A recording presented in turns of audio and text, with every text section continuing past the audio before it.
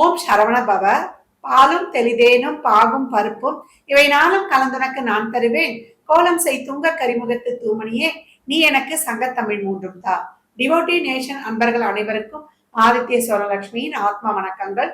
இந்த பதிவு ஜூலை மாதம் கோள்களின் கோச்சார் நகர்வை வைத்து 12 ராசிக்கும் என்ன மாதிரியான பலாபலன்கள் நடக்கவிருக்குது என்பதை துல்லியமான பதிவுகளாக 12 பதிவுகளாக காணவிருக்கிறோம்.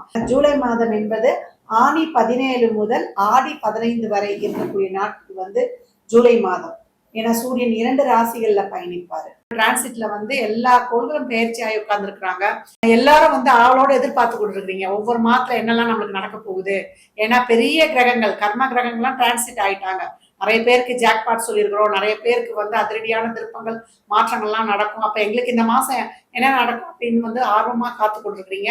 இந்த பதிவுகள்ல ஒவ்வொரு ராசிக்கும் வழிபாடுகள், வாழ்வியல் செயல்பாடுகள்லாம் சொல்லியிருக்கு.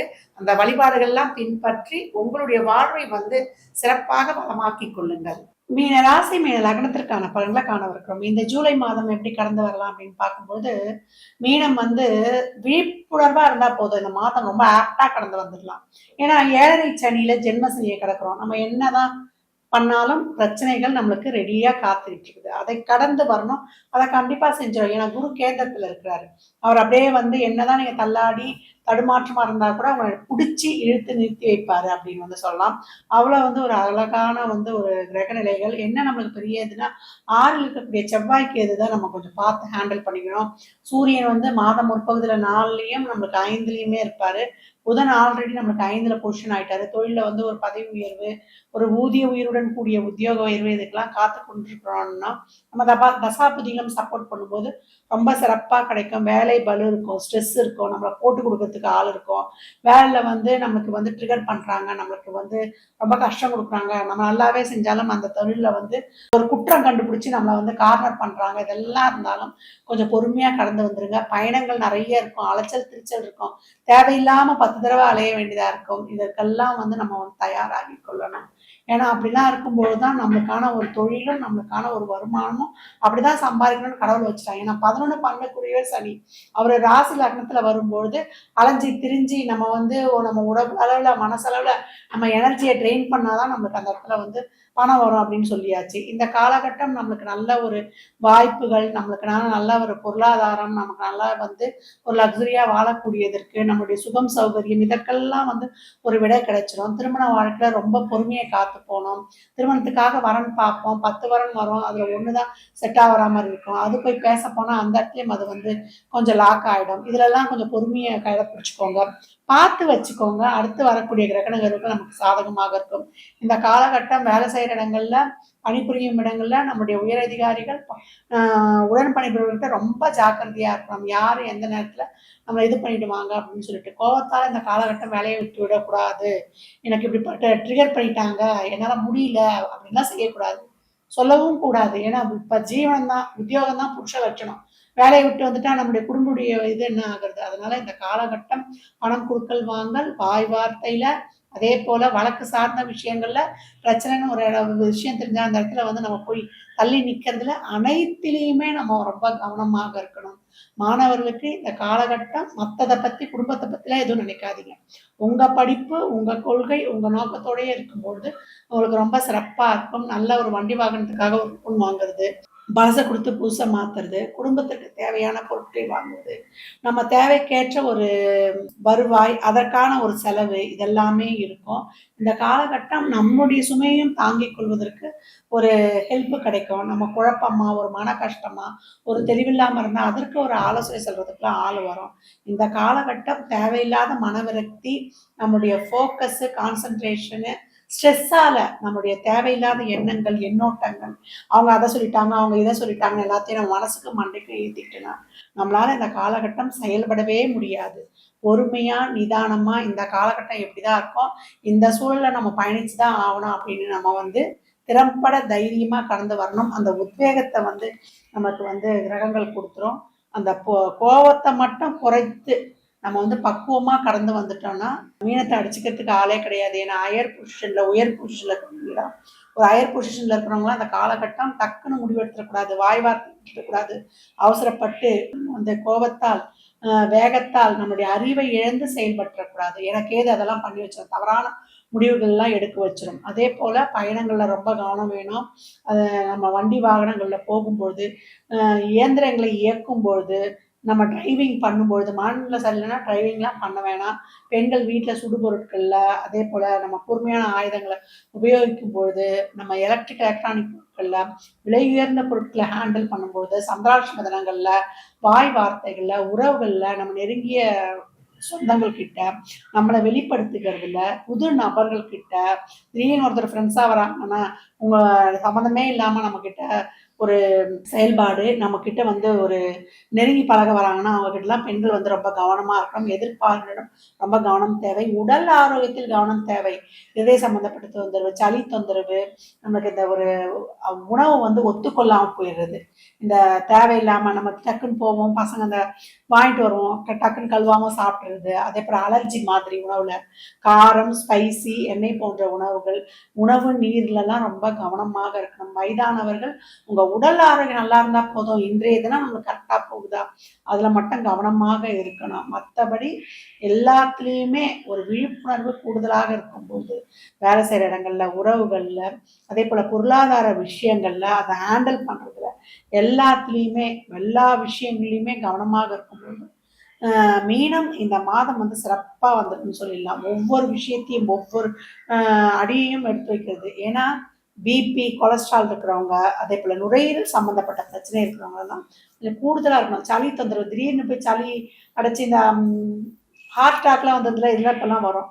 சின்ன வயசுக்கும் வருது, சம்மந்தமே இல்லாமல் வருது. 25, 28 வயசுல இதெல்லாம் ஓவர் ஸ்ட்ரெஸ் தான் காரணம். ஒரு சின்ன ஒரு உடல் உபாதையெல்லாம் இருந்தால் நம்ம வந்து மருத்துவரை வந்து ஆலோசனை செய்துக்கணும். நீங்களா வந்து கை வைத்தியலாம் இந்த காலகட்டம் பார்த்து கொள்ளக்கூடாது. மீனத்துக்கு ஒன்று போனால் ஒன்று வருதுமா, நாங்கள் என்னதாம்மா பண்ணுறது அப்படின்னு சோர்ந்து போகாதீங்க. தன்னம்பிக்கையோடு நீங்கள் களமிறங்க வேண்டிய மாதம். ஏன்னா சூரியன் மாத பிற்பகுதி 5 வந்திருக்காரு. அதனால என்ன ஒரு இக்கட்டான சூழலாக இருந்தாலும் அதையெல்லாம் கடந்து இறைவனை தான் இந்த காலகட்டம் கடைபிடிச்சிக்கணும். இறைவனை வழிபடுவது இந்த கால நேரம் வந்து துர்க்கையுடைய வழிபாடும் விநாயகருடைய வழிபாடும் வைத்துக்கணும். அமிர்த நேரம் சொல்லக்கூடிய ராகு காலத்தில் வரக்கூடிய அந்த கடைசி 24 நிமிடத்தில் வழிபடும் பொழுது உங்களுக்கு மிக சிறப்பான பலன்கள் பெற்று கொடுத்துரும் அப்படின்னு வந்து சொல்லலாம். நேரம் கிடைக்கும்போது திருவண்ணாமலை கிரிவலம் செய்யுங்க. சித்தர் ஜீவசமாதி வழிபாடு செய்வது மீனத்துக்கு ரொம்ப சிறப்பு. கோளறு பதிகம் படிச்சுட்டு தான் நீங்கள் வந்து வீட்டை விட்டு ஒவ்வொரு நாளும் வெளில கிளம்புறது பண்ணும்போது நவக்கரனும் உங்களுக்கு நன்மை ஆகும். ஏன்னா 7.5 சனியில் வந்து சாதனை படைத்தவர்கள் அதிகம் பேர். ஏன்னா மீனத்தில் நிறைய உயர் பொசிஷனில் இருக்கிறவங்க, இந்த அதிகாரம் சார்ந்த துறையில் இருக்கிறவங்க, அரசாங்க துறையில் இருக்கிறவங்க, இல்லை ஒரு தலைமை பதவி வகிக்கிறவங்கலாம் இந்த காலகட்டம் அவசரப்பட்டு முடிவெடுத்துறாதீங்க.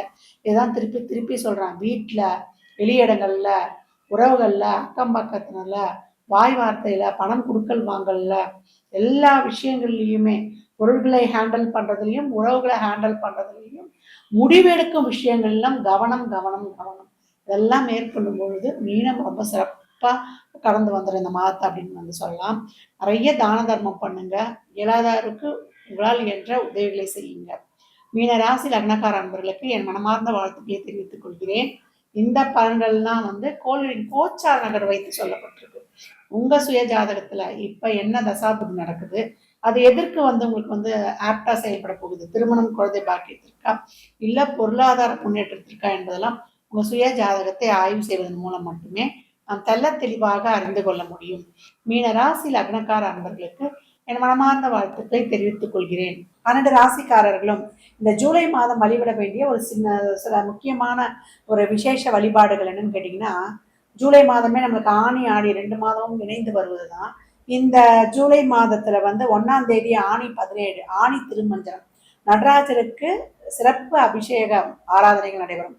ஏன்னா வருடத்துல ஒரு குறிப்பிட்ட நாட்கள் மட்டும்தான் அவருக்கு இந்த நிகழ்வு நடைபெறும். அன்றைய தினத்துல நடராஜரை வழிபடும் போது காலை தூக்கி ஆடுபவனே என்னை கை தூக்கி விடப்பா. வாழ்வின் அடிமட்டத்தில் இருக்கவங்க கூட வாழ்வில் வந்து ஏற்றங்களை காணலாம். தொழில் சரியில்லை, எனக்கு குடும்பத்தை நிறைய பிரச்சனை, என் வாழ்க்கையில முன்னேற்றமே இல்லைன்றவங்க அருகில் இருக்கக்கூடிய சிவ ஆலயங்களுக்கு சென்று வில்வ இலை கொடுத்து, அபிஷேகத்துக்கு ஏதான பொருள் உங்களால் என்றதை வாங்கி கொடுத்து அன்றைய தினம் ஒரு தான தர்மம் செய்யும் போது வாழ்வில் மிகச் சிறப்பான ஏற்றத்தை காணலாம். இது ஜூலை 1ஆம் தேதியே செவ்வாய்க்கிழமையே வருது. செவ்வாய்க்கிழமை சிவ வழிபாடெல்லாம் பண்ணும்பொழுது நம்மளுடைய பூர்வ ஜென்மாவில் செய்த கடன், அந்த கடனே தீர்ந்துடும். நம்ம வாங்கின கடனே தீர்ந்துடும், நம்மளுடைய பிறவி கடனும் தீர்ந்துடும்.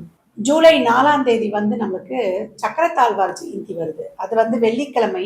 அந்த சக்கரத்தாழ்வார் ஜெயந்தி வந்து நம்ம போய் அந்த ஆலயங்களில் வழிபடும் பொழுது நமக்கு கண் திருஷ்டி, நமக்கு யாராவது வந்து ஒரு நெகட்டிவா அந்த பிளாக் மேஜிக்லாம் பண்ணிட்டாங்க அப்படின்னு சொல்லுவோம் இல்லையா, உடல் ஆரோக்கிய குறைபாடு, இதெல்லாம் வந்து தீர்த்து கொள்ளலாம்.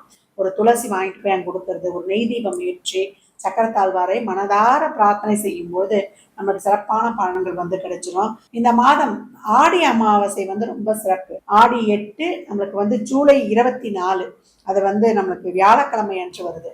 அன்றைய தினம் நீத்தார் கடமையை செய்வது, அன்றைய மாலை வந்து நம்ம குலதெய்வ வழிபாடு செய்வது, இதெல்லாம் வந்து நம்ம குடும்பத்தில் இருக்கக்கூடிய அனைத்து விதமான தோஷங்களையும் போக்கிடும்.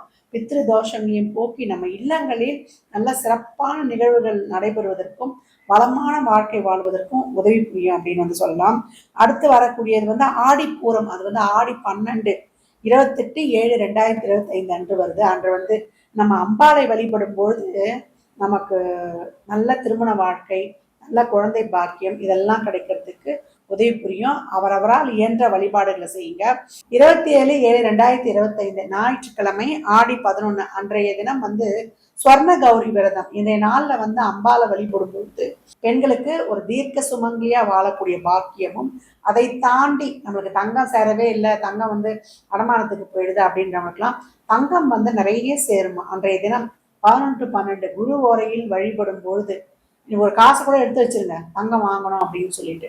அந்த இயன்றால் சுமங்கலிகளுக்கு தாம்பூலம் கொடுங்க. உங்க வாழ்க்கையில் மிகச் சிறப்பான ஏற்றங்களும் மாற்றங்களும் காணப்படும். ஆடி 13/29/2025 செவ்வாய்க்கிழமை அன்று நாகப்பஞ்சமி, கருட பஞ்சமி வருது. அன்றைய தினம் வந்து நீங்க புற்று வழிபாடு செய்வது, கருடாழ்வாரை செய்யும் பொழுது நாகதோஷம் சொல்றோம் இல்லையா, லக்னத்துல ராகு கேது, இந்த நாகதோஷம் சொல்லிதான் திருமணமே நிக்குது, தொழில் அமையல, நம்மளுக்கு உடல் ஆரோக்கியம் கெடுதுன்னு சொல்லிட்டு எல்லாத்துக்குமே நாகதோஷத்தை நம்ம இண்டிகேட் பண்றோம். அந்த நாகதோஷம் முற்றிலுமாக நீங்கும் அந்த மாதிரி இந்த புற்று வழிபாடு செய்யும் பொழுதும், கருடாழ்வாரை வழிபடும் பொழுதும். அதை தாண்டி இந்த ஆணி மாதத்தில் வரக்கூடிய 10/7/2025 வியாழன் அன்று குரு பூர்ணிமா. அந்த குரு பூர்ணிமாவுக்கு என்ன ஒரு விசேஷம் கேட்டீங்கன்னா, நம்மளுடைய குருமார்களை வந்து அன்றைய தினங்களில் வணங்கி அவங்க ஆசைகள் வாங்கி கொள்வது. அது வியாழக்கிழமையே வர்றதுனால இன்னொரு விசேஷம் மேல இருக்குது. நம்மளுடைய டீச்சர்ஸ் இவங்க எல்லாமே நம்ம குரு தானே, நம்ம வாழ்க்கையில் அடுத்த மட்டத்துக்கு போறதுக்கு இவர் தான் உதவியா இருந்தாரு அப்படின்னு சொன்னோம்னா அது எவ்வளவு பெரிய விஷயம். குருனாலே அவங்க தான். அவங்க நம்ம ஏற்கனவே நம்ம சொல்லியிருக்க சித்தர் ஜீவசமாதி வழிபாடு செய்யுங்க, குருமார்கள் வழிபாடு செய்யுங்கன்னு சொல்லணும் இல்லையா. அந்த மாதிரி ஆன்மீக பெரியவர்களை சித்தர் ஜீவசமாதி வழிபாடு செய்யும் போது நம்மளுக்கு கற்றுக் கொடுத்த டீச்சர்ஸ், நம்மளுக்கு குருவா இவங்க பின்பற்றுறவங்க, அவங்கெல்லாம் வழிபடும் பொழுது குருவுடைய தோஷமே போயிடும். அன்றைய நாள்ல குழந்தைகளுக்கு தேவையான பொருட்களையும், அவங்க படிப்புக்கு ஒரு உதவி, அதையும் வாங்கி கொடுக்கலாம். குருமார்களை நம்ம போய் பார்த்து அவங்களுக்கு தேவையானது, அவங்க ஒரு இயலாத சூழல்ல இருக்காங்கன்னா அவங்களுக்கு தேவையான பொருட்களையும் வாங்கி கொடுத்து அவங்களை சர்ப்ரைஸ் பண்ணி அவங்க கிட்ட பிளெஸிங்ஸ் வாங்கி போது குருவுடைய தோஷமே போயிடும் அப்படின்னு வந்து சொல்லலாம். அதே போல ஆணி 24/8/7/2025 செவ்வாய்க்கிழமை அன்று ஜேஷ்டாபிஷேகம்னு சொல்லிட்டு ஒரு சிறப்பான தினம் வருது. அன்றைய தினம் வந்து கோயில்ல இல்லை உங்களுக்கு விருப்பப்பட்ட தெய்வத்துக்கு ஒரு அபிஷேகத்துக்கு தேவையானது வாங்கி கொடுக்கும் பொழுது நம்ம வாழ்க்கையில் இருக்கக்கூடிய அனைத்து வித கர்மாக்களும் நீங்கி வாழ்க்கையில் அடுத்த கட்ட பலநிலைக்கு நம்ம உயர்வோம். இதை யார் யாருக்கு என்னென்ன வழிபாடுகளை பின்பற்ற முடியுதோ தாராளமாக பின்பற்றுங்க. அது மட்டும் இல்லை, ஆடி அமாவாசைக்கும் ஆடி பூரத்துக்கும் ஒரு தனிப்பதிவு கொடுக்குறேன், அதையும் பின்பற்றி உங்க வாழ்க்கையை வந்து வளமாக்கி கொள்ளுங்கள். இதில் சொல்லியிருக்கின்ற அனைத்து விதமான வாழ்வியல் செயல்பாடுகள், இறை வழிபாடுகளை நம்பிக்கையோடு பின்பற்றும் போது உங்க வாழ்க்கையில் மிகப்பெரிய பூமை நீங்க கண்கூடாக பார்க்கலாம். நிறைய பெரியவங்க கிட்ட பிளெஸிங்ஸ் வாங்கிக்கோங்க. நல்லதையே நினைச்சு நல்லதையே செயல்படுத்தி நல்ல வழியிலே செய்யும் பொழுது நமக்கே ஒரு தன்னம்பிக்கை தைரியம் வந்துடும். எல்லாருக்குமே வந்து நம்ம உதவி பண்ணும்பொழுது, மனமோந்து பண்ணும்பொழுது சூரியன் சிறப்பாக ஆக்டிவேட் ஆயிடுவாரு. ஆடி மாதத்துல எல்லாம் வந்து சூரியனுடைய நகர்வு வந்து அப்படியே 3-4 அப்படின்ற இடத்துக்கு வரும். அதனால ரொம்ப சிறப்பாக இருக்கும். அதனால எல்லாரும் வந்து பின்பற்றுங்க. இந்த பதிவை நீங்க பார்ப்பதோடு மட்டுமல்லாமல் தங்கள் உற்றார் உறவினருக்கும் பகிருங்க. மற்றும் ஒரு சிறப்பான பதிவில் சந்திக்கும் வரை தங்களிடமிருந்து விடைபெற்றுக் கொள்வது ஆதித்ய சொர்ணலட்சுமி. இறையருளால் அனைத்தும் நிறைவாகும்.